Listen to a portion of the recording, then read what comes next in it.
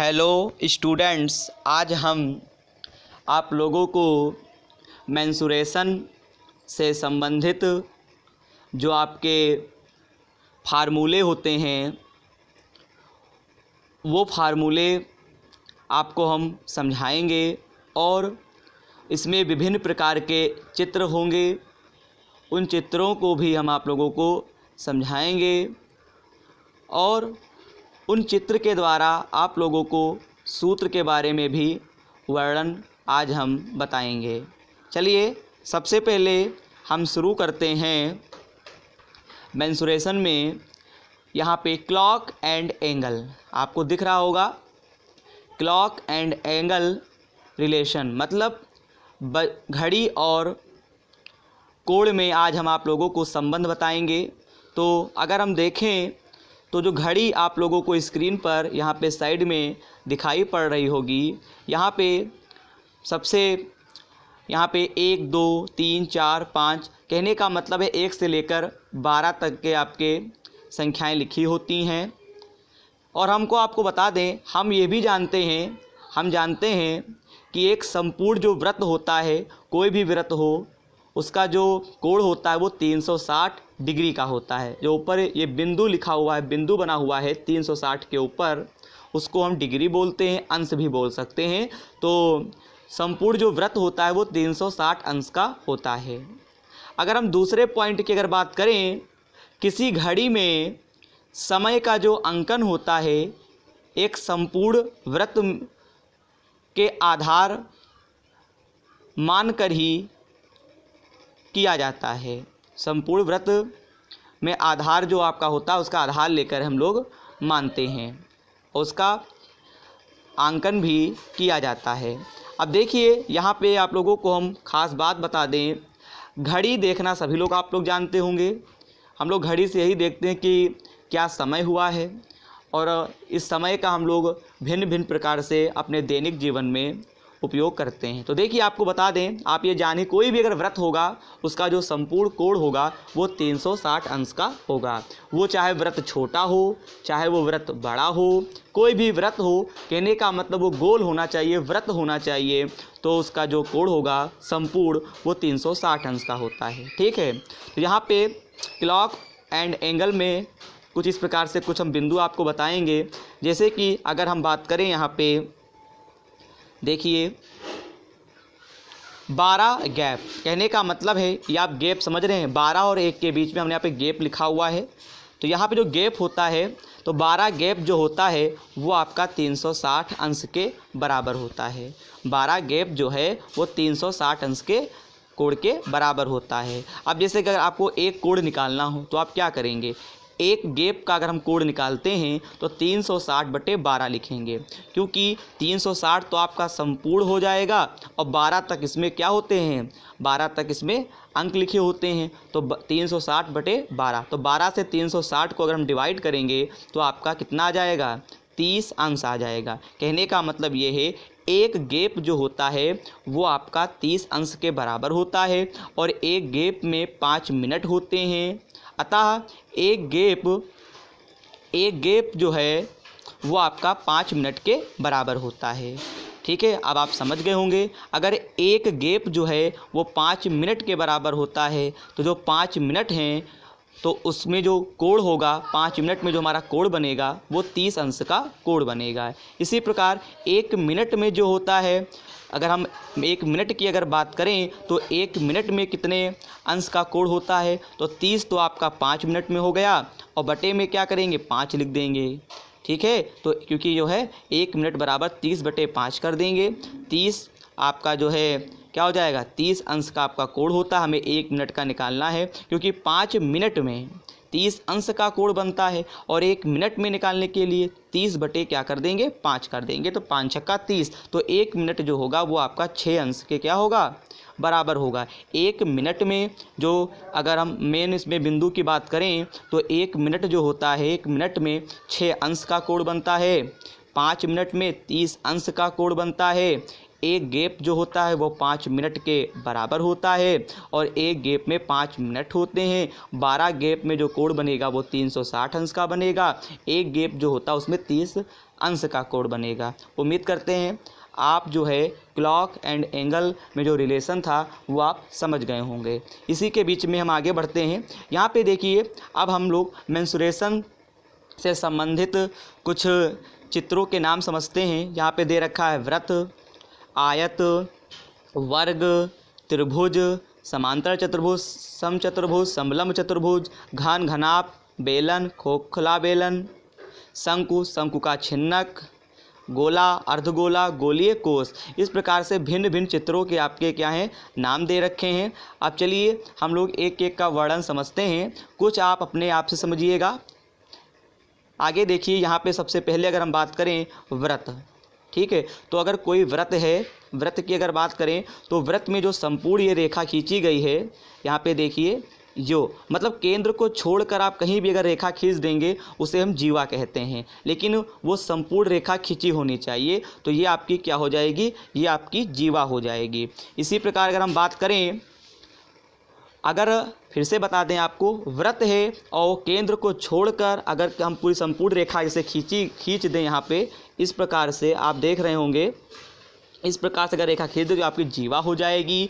और केंद्र से अगर संपूर्ण रेखा अगर हम खींच दें तो उसको हम क्या बोलते हैं, व्यास बोलते हैं, ठीक है। अब बात आती है त्रिज्या की। केंद्र से लेकर परिधि तक की दूरी जो होती है वो आपकी त्रिज्या होती है। तो व्रत के बारे में आप समझ गए होंगे। व्यास को हम d से लिखते हैं, त्रिज्या को यहाँ पे हम r से लिखते हैं। व्रत की सबसे लंबी जीवा, मतलब कि जब आप केंद्र से होकर अगर कोई संपूर्ण रेखा इसमें खींचेंगे तो कहने का मतलब है व्रत की सबसे लंबी जो जीवा होगी वो क्या कहलाती है, व्यास कहलाती है, ठीक है। व्यास बराबर फार्मूला आपका होता क्या है, व्यास बराबर होता है 2 गुणे त्रिज्या, ठीक है। यहाँ पे व्यास को d से लिखा गया है, त्रिज्या को r से यहाँ पे दर्शाया गया है। चाहे तो आप d बराबर 2r भी लिख सकते थे, मतलब व्यास जो होता है वो त्रिज्या का दुगना होता है, ठीक है। तो यहाँ पे लिखा हुआ है फार्मूला, व्यास बराबर 2 गुणे r, ठीक है। इसी प्रकार व्रत की परिधि की अगर हम बात करें, जो परिधि आपकी होती है वो क्या होता है, जो परिधि होती है तो उसका जो फार्मूला होता है वो होता है यहाँ पे 2πr। अगर आपसे कोई पूछता है कि व्रत की परिधि का फार्मूला बताओ तो आपका होता है 2πr। इसी प्रकार से व्रत का जो क्षेत्रफल होता है, ये सब आप देख रहे हैं, इसका जो क्षेत्रफल होता है वो होता है πr²। उम्मीद करते हैं आप व्रत के बारे में अच्छी तरह से समझ गए होंगे। चलिए आगे बढ़ते हैं, आयत की बात करते हैं। देखिए इस प्रकार से डायग्राम दे रखा है, ये आपका आयत है, ठीक है। अब बात आती है, इसको हम इंग्लिश में रेक्टेंगल के नाम से जानते हैं। अब देखिए यहाँ पे आप लोगों को एक चीज़ देखने को मिलेगा, यहाँ पे इस चीज़ को हम क्या बोलते हैं, लंबाई बोलते हैं, ठीक है। तो ये लंबाई हो गई, ये भी लंबाई हो जाएगी, तो यहाँ पे उन्होंने b मान लिया, इसको भी b मान लिया। ये आपकी क्या होगी, चौड़ाई होगी। हमेशा लंबाई जो होती है वो चौड़ाई से अधिक होती है, याद रखिएगा। ऐसी आकृति को हम क्या बोलते हैं, आयत बोलते हैं। अब बात आती है पहचान क्या होती है, प्रत्येक कोण समकोण होता है। अगर कोई पूछता है तो आयत का जो प्रत्येक कोण होता है वो समकोण होता है। जैसे कि कुछ इस प्रकार से, ये आपका कोण 90 अंश का, ये भी कोण 90 अंश का, 90 अंश का होगा। सम्मुख भुजाएं बराबर एवं समांतर होती हैं। कहने का मतलब है जो सम्मुख भुजाएं ये देख रहे हैं ये आपस में क्या होती है, बराबर होती हैं और एक दूसरे के क्या होती हैं, समांतर होती है। अब हम बात करते हैं फार्मूले की, तो यहाँ पे क्या होगा, आयत का जो परिमाप होता है 2 और ब्रैकेट में a + b। a का मतलब लंबाई, b का मतलब क्या हो जाएगा, a का मतलब आपका चौड़ाई और b का मतलब क्या है, लंबाई है, इस आकृति के अनुसार, ठीक है। तो आयत का परिमाप अगर कोई पूछता है 2 ब्रैकेट में a + b। आयत का क्षेत्रफल जो होता है वो होता है ab।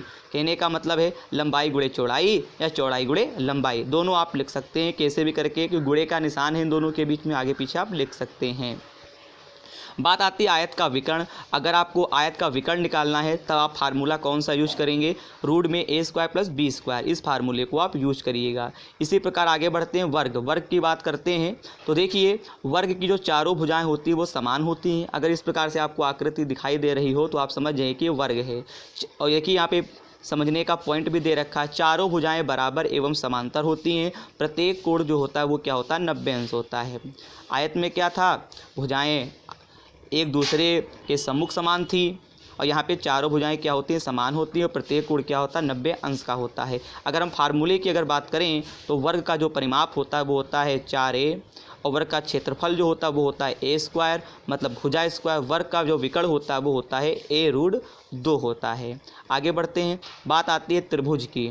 त्रिभुज का मतलब होता है कि जो इसकी भुजाएं होंगी वो भिन्न भिन्न होंगी, तो उसको हम विषम बाहु त्रिभुज के नाम से भी जानते हैं। अगर कोई त्रिभुज है, अगर उसकी तीनों भुजाएं असमान हैं तो उसे हम क्या बोलते हैं? विषम बाहु त्रिभुज बोलते हैं। ठीक है, परिमाप होता है इसका a + b + c और अर्ध परिमाप जो होता है s बराबर a + b + c बटे 2। इस विषम बाहु त्रिभुज को हम क्या बोलते हैं? हीरोन के सूत्र के भी नाम से जानते हैं। इसका अगर क्षेत्रफल अगर निकाला जाए तो क्षेत्रफल के लिए s ब्रैकेट में s - a, s - b, s - c। लेकिन जब तक हमें त्रिभुज का अर्ध परिमाप नहीं पता होगा विषम बाहु त्रिभुज का, तब तक हम क्षेत्रफल नहीं निकाल सकते हैं। चलिए आगे बढ़ते हैं। बात आती है समकोण त्रिभुज। समकोण त्रिभुज की आकृति कुछ इस प्रकार से होती है, जिसमें जो आपकी ये आकृति है इसको हम लंब बोलते हैं, जो आपका नीचे वाला होता है इसको हम आधार बोलते हैं, देख रहे होंगे। इसी प्रकार जो ये होता है इसको हम विकर्ण बोलते हैं। यहाँ पे लंब को a से लिखा गया है, आधार को b से लिखा गया, विकर्ण को c से लिखा गया है। आप अपने हिसाब से मान सकते हैं। अब बात आती है परिमाप की। परिमाप जो होता है a + b + c होता है। क्षेत्रफल की बात करें तो क्षेत्रफल आपका होता है 1/2 और ab। अब बात आती है, एक इसकी प्रमेय है, इसी के अनुसार हम लोग लिखते हैं समकोण त्रिभुज में विकर्ण का वर्ग, मतलब विकर्ण का हम वर्ग कर दें, जैसे कि c² यहाँ पे लिखा गया है, दो भुजाओं के वर्गों के योग के बराबर होता है। मतलब a² और b² के बीच में प्लस का निशान लगा देंगे, वर्गों के योग के बराबर होता है। उसे हम क्या कहते हैं? पाइथागोरस प्रमेय कहते हैं। अगर कोई टीचर आपसे पूछता है कि पाइथागोरस प्रमेय क्या है, आप कह सकते हैं जो आपको ये समकोण त्रिभुज है, और समकोण त्रिभुज आप जानते हैं 90 अंश का होता है। समकोण त्रिभुज में विकर्ण का वर्ग शेष दो भुजाओं के वर्गों के योग के बराबर होता है, उसे हम पाइथागोरस प्रमेय कहते हैं। चलिए आगे बढ़ते हैं। बात आती है समद्विबाहु त्रिभुज की। समद्विबाहु त्रिभुज क्या होता है? मतलब उसमें दो भुजाएं अगर समान हैं और तीसरी भुजा उसके बराबर समान ना हो तो उसे हम समद्विबाहु त्रिभुज कहते हैं। समद्विबाहु त्रिभुज नाम से ही हम लोग परिचित हैं, दी लिखा हुआ है, मतलब दो भुजाएं समान हैं तो उसे हम समद्विबाहु त्रिभुज कहेंगे। तो देखिए यहाँ पे इस आकृति में a दो भुजाएं समान हैं, ये तीसरी भुजा समान नहीं है। इसी प्रकार यहाँ पर भी a समान है और तीसरी भुजा समान नहीं है, तो इस प्रकार के हम त्रिभुज को समद्विबाहु त्रिभुज कहते हैं।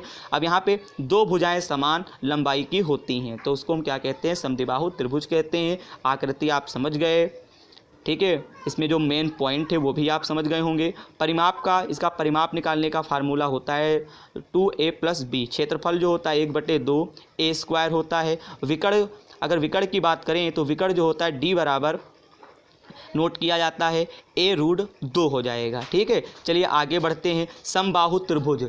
समबाहु त्रिभुज की अगर बात करें तो नाम से ही हम लोग परिचित हैं कि सम का मतलब सभी भुजाएं समान। तो देखिए यहाँ पे तीनों भुजाएं समान हैं, लिखा भी है मेन पॉइंट, तीनों भुजाएं समान अगर होंगी, ऐसा त्रिभुज जिसकी तीनों भुजाएं समान हो तो उसे समबाहु त्रिभुज कहा जाता है। परिमाप जो होता है वो होता है 3a, क्षेत्रफल होता है 1/2 ah। ठीक है, 1/2 ah क्षेत्रफल निकालने के लिए अगर समबाहु त्रिभुज का क्षेत्रफल निकालना है तो 1/2 ah हम लिख सकते हैं। देखिए यहाँ जो त्रिभुज की संपूर्ण ऊंचाई उसको हम h मानेंगे, और जो भुजाएं होंगी मतलब कि क्या कहेंगे, ऊंचाई और भुजा के गुणनफल का हम हाफ कर देंगे तो हमारा क्षेत्रफल आसानी से आ जाएगा। चलिए आगे बढ़ते हैं। बात आती है समांतर चतुर्भुज की। समांतर चतुर्भुज में आकृति कुछ इस प्रकार से है। देखिए ABCD यहाँ पे बिंदु माना गया है, यहाँ पे A लंबाई, B ये चौड़ाई है। ठीक है, अब देखिए यहाँ पे ऊंचाई यहाँ पे क्या माना गया, h माना गया है इस आकृति में। इसके मेन पॉइंट समझते हैं। सम्मुख रेखाएं बराबर होती हैं, मतलब ये रेखा बराबर है, ये रेखा बराबर है। विकर्ण एक दूसरे को समद्विभाजित करते हैं। विकर्ण का मतलब ये विकर्ण होता है, अगर कोई भी आयत या समांतर उसमें दो विकर्ण होती है कि ये विकर्ण है, तो विकर्ण क्या होते हैं? एक दूसरे को समद्विभाजित करते हैं। ठीक है। सम्मुख भुजाओं के दोनों युग्म समांतर होते हैं। सम्मुख भुजाओं के दोनों युग्म क्या होते हैं? आपस में समांतर होते हैं। ठीक है। अब बात आती है परिमाप की। परिमाप के लिए दो ब्रैकेट में a + b हो जाएगा। क्षेत्रफल निकालने के लिए एक भुजा गुणे ऊंचाई, मतलब एक भुजा हम ले लेंगे, कोई भी आप एक भुजा ले लीजिए, और ऊंचाई क्या होती है? h होती है, तो a गुणे h हो जाएगा। अब बात आती है भुजा के रूप में हमेशा आधार वाली भुजा ली जाती है, लेकिन यहाँ पे एक खास बात दे रखा है, क्षेत्रफल के लिए क्या करेंगे, मतलब आप आधार वाली ही भुजा लेंगे। ठीक है, लेकिन मैं अभी बता रहा था कि आप कोई भी भुजा ले सकते हैं, कोई भी भुजा नहीं ले सकते हैं, आधार वाली भुजा ही आप लेंगे। ठीक है। तो क्षेत्रफल बराबर क्या लिखेंगे, a गुणे h, ठीक है। और एक भुजा वो कौन सी होगी, आधार वाली, बेस वाली होगी। तो हम क्षेत्रफल इस प्रकार से निकाल सकते हैं। उम्मीद करते हैं आपको समझ में आ रहा होगा। चलिए आगे बढ़ते हैं। बात आती है समचतुर्भुज। नाम से ही परिचित हैं, चारों भुजाएं बराबर एवं समांतर होती हैं। देखिए 4 भुजाएं हैं और चारों भुजाएं समान हैं और चारों भुजाएं क्या हैं, बराबर हैं और समांतर हैं। विकर्ण एक दूसरे पर लंब होते हैं, मतलब कि अगर कोई विकर्ण एक दूसरे पर समद्विभाजित करेगा तो 90 अंश का कोण बना रहा है, मतलब कि एक दूसरे पर 90 अंश का कोण बनाते हैं। परिमाप की अगर बात करें तो 4 गुणे भुजा, मतलब परिमाप जो होता है वो 4a के बराबर होता है। क्षेत्रफल अगर निकालें तो 1/2 विकर्णों का गुणनफल, मतलब विकर्ण जो है d1 और d2 हैं, इनका क्या कर देंगे, गुणनफल करते हैं। उम्मीद करते हैं आप समचतुर्भुज का जो चित्र है वो समझ गए होंगे, उसके जो फार्मूले थे वो समझ में आ गया होगा। चलिए आगे बढ़ते हैं। आगे अगर बात करें समलंब चतुर्भुज की, समलंब चतुर्भुज मतलब कि 2 भुजाएं समांतर होती हैं, ठीक है। समांतर का मतलब ये है ये भुजा कभी आपस में मिलेंगी नहीं, लेकिन ये एक भुजा क्या होंगी, आपस में एक सीमा आएगी, ये दोनों बराबर मतलब आपस में मिल जाएंगी, ठीक है। तो मतलब कि 2 भुजाएं, मतलब 2 भुजाएं केवल समांतर हों तो इस प्रकार के हम चतुर्भुज को क्या बोलेंगे, समलंब चतुर्भुज बोलेंगे, ठीक है। इसका क्षेत्रफल निकालने के लिए 1/2 दोनों समांतर भुजाओं का योग, मतलब यहाँ पे ये भुजा इन भुजाओं का योग और इसकी जो ऊंचाई होगी वो हम गुणे में लिख देते हैं, ठीक है। तो a + b 2 भुजाएं हो गई, इनका योग और गुणे में क्या कर देंगे, h कर देंगे। इस प्रकार से आप समलंब चतुर्भुज की आकृति और उसका फार्मूला आप समझ गए होंगे। आगे बढ़ते हैं। बात आती है घन की। अगर हम घन की अगर बात करें तो देखिए 3 जोड़ी समांतर सतहें होती हैं, ठीक है। इसके मेन पॉइंट बता रहे हैं, सभी सतहें वर्गाकार होती हैं और 6 फलक होती हैं। कहने का मतलब है, आपको मैं एक एग्जाम्पल बता दें, जैसे कि हम लोग जब भी लूडो खेलते हैं तो लूडो का जो पासा होता है तो उसमें 6 फलक होते हैं, आप उसको ही जान लीजिए, वही आपका घन है। उसमें जो होते हैं इस प्रकार से 6 फलन बने होते हैं, आप देख रहे हैं ऊपर नीचे दाएं बाएं, आप गिन लीजिएगा 6 फलक होते हैं और उनकी जो सतहें होती हैं वर्गाकार होती हैं, मतलब कि उनकी भुजाएं समान होती हैं, तभी तो वर्गाकार होगा। अब बात आती है वर्ग के विकर्ण की लंबाई। अगर हमको विकर्ण निकालना हो तो a√3 होता है। संपूर्ण पृष्ठीय क्षेत्रफल जो होता है वो 6a² होता है। पार्श्व पृष्ठीय क्षेत्रफल जो होता है वो 4a² होता है। घन का जो आयतन होता है वो होता है a³ होता है। इस प्रकार से आप घन की आकृति और उसके फार्मूले भी समझ गए होंगे। चलिए आगे बढ़ते हैं। बात आती है घनाभ। घनाभ में 8 शीर्ष, 12 कोर, 6 सतहें एवं 4 विकर्ण होते हैं और सभी सतहें जो होते हैं वो आयताकार होती हैं। चारों विकर्ण बराबर होते हैं। आप समझ गए होंगे, घन में चारों जो सतहें होती हैं वो वर्गाकार होती हैं, इसमें सभी सतहें जो होती हैं वो आयताकार होती हैं, ठीक है। ये आप याद रखिए। घनाभ में 8 शीर्ष, 12 कोर और 6 सतहें एवं 4 विकर्ण होते हैं। चारों विकर्ण जो होते हैं वो होते हैं बराबर। घनाभ का अगर विकर्ण आप निकालना चाहें तो आप क्या करेंगे, रूट में a² + b² + c² लगाएंगे। घनाभ का जो पृष्ठीय क्षेत्रफल होता है 2 ब्रैकेट में ab + bc + ca लगाएंगे। घनाभ की अगर उदाहरण की अगर हम बात करें तो ईंट, माचिस की डिब्बी। अब आप समझ गए होंगे कि घनाभ किसे बोलते हैं। चलिए आगे बढ़ते हैं। बात आती है यहाँ पे खोखला बेलन, ठीक है। खोखला बेलन नाम से आप ही जान गए होंगे, जो खोखला होगा। बेलन का मतलब कोई पाइप ले लीजिए वो खोखला है, ठीक है, पोल है। तो खोखले बेलन का जो डायग्राम है वो इस प्रकार से है। देखिए यहाँ पे चित्र दे रखा है, यहाँ पे R1 त्रिज्या है, यहाँ पे R2 त्रिज्या है, ठीक है। ये पूरी त्रिज्या R1 मानी गई है। बाहर से अंदर की ओर तो संपूर्ण त्रिज्या यहाँ पे R1 माना गया है और यहाँ पे अंदर की त्रिज्या R2 है। इसकी ऊंचाई जो है वो क्या है, h है। खोखले बेलन का वक्रपृष्ठ जो होता है वो यहाँ पे दे रखे 2π ब्रैकेट में R1 + R2 और यहाँ पे क्या दे रखा है, h दे रखा है। खोखले बेलन का संपूर्ण पृष्ठ जो है वो होता है 2π और ब्रैकेट में R1 + R2 h + 2π R1² - R2²। खोखले बेलन में हमेशा जो बाहरी त्रिज्या होती है उसमें से भीतरी त्रिज्या घटा दी जाती है। अगर हम आयतन की बात करें तो πh ब्रैकेट में R1² - R2²। इस प्रकार आपके खोखले बेलन के आपके फार्मूले हो जाएंगे। आप इन्हें अच्छे से समझिए और अच्छी तरीके से। चलिए आगे बढ़ते हैं। बात आती है शंकु की। अगर हम शंकु की बात करें तो यहाँ पे इस प्रकार से जो मेहंदी की कोन होती है उसको हम शंकु बोल सकते हैं। ठीक है, आप इस प्रकार की आकृति बहुत जगह आप देखे होंगे, ये शंकु है। आर मीन्स आधार की त्रिज्या, एच मीन्स ऊंचाई, एल का मतलब होता है तियर ऊंचाई। मतलब कि डायग्राम में जो इस प्रकार से इसको हम एल बोलते हैं, इसको हम एच बोलते हैं, इसको हम आर बोलते हैं। इसका फार्मूला क्या होगा, एल स्क्वायर बराबर H square plus R square. अगर आपसे कोई टीचर कहेगा कि तियर की ऊंचाई निकालिए, तिरछी ऊंचाई निकालिए, तो आप समझ जाइए आप इस फार्मूले का यूज करेंगे। शंकु का वर्ग पृष्ठ जो होता है वो होता है फार्मूला पाई आर एल। ठीक है, शंकु का संपूर्ण पृष्ठ जो होता है वो होता है पाई आर ब्रैकेट में आर प्लस एल। इसी प्रकार शंकु का जो आयतन होता है 1/3 पाई आर स्क्वायर एच होता है। चलिए आगे बढ़ते हैं। बात आती है शंकु का छिन्नक। ये छिन्नक क्या होता है, छिन्नक का मतलब बाल्टी आप समझ लीजिए। ठीक है, इस प्रकार से आपकी बाल्टी होती है, इसमें R2 त्रिज्या ऊपर, R1 बड़ी त्रिज्या को हम R1, छोटी त्रिज्या को R2 बोलेंगे। मतलब ऊपर के भाग को हम R1 कहते हैं और नीचे के भाग को R2 कहते हैं। ये आपकी तियर की ऊंचाई हो जाएगी, इसे हम H कहेंगे। ठीक है, छिन्नक का वक्रपृष्ठ जो होता है वो होता है पाई एल ब्रैकेट में R1 प्लस R2। शंकु के छिन्नक का आयतन जो होता है 1/3 पाई R1 square plus R1 R2 plus R2 square. अगर इसके तियर की ऊंचाई की अगर बात करें तो L बराबर रूट में H square plus R1 minus R2 का होल हाफ स्क्वायर।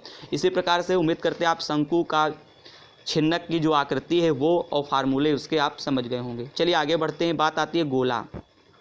गोले के पृष्ठीय क्षेत्रफल जो होता है 4 पाई आर स्क्वायर होता है। गोले का जो आयतन होता है, गोला आप समझ गए होंगे, कहने समझाने आपको आकृति दिखाने की आवश्यकता नहीं है। अगर आप देखना चाहते हैं तो आप नीचे देख भी सकते हैं, यहाँ पे बनी हुई है। गोले के आयतन का फार्मूला 4/3 पाई आर क्यूब होता है। अर्धगोले का संपूर्ण पृष्ठ होता है 3 पाई आर स्क्वायर। अर्धगोले का आयतन होता है 2/3 पाई आर क्यूब होता है। खोखला गोला गोलीय कोष का आयतन 4/3 पाई ब्रैकेट में R1 cube minus R2 cube. ठीक है, चलिए आगे बढ़ते हैं।